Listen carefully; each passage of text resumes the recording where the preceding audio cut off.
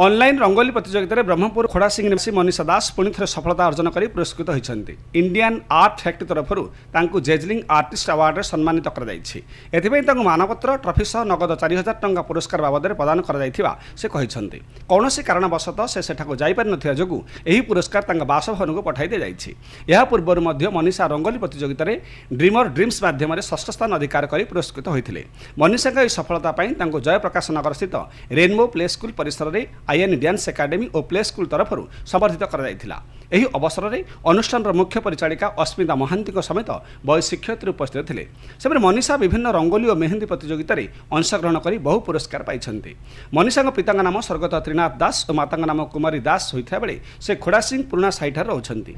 निज माता भौणी और भाई प्रेरणा पाई से यही सफलता अर्जन करथिबा सह भविष्य में सफलता पाइबा निजर उद्यम जारी रखिबे बोली एक साक्ष्य प्रकाश करछन्ते।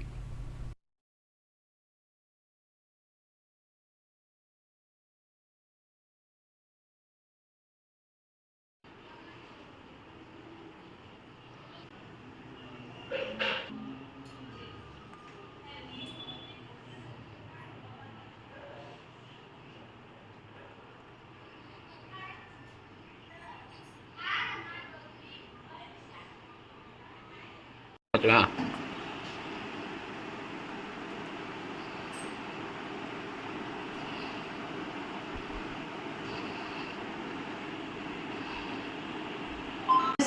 पाई जनवरी मसरे नेशनल लेवल 6 नंबर थी।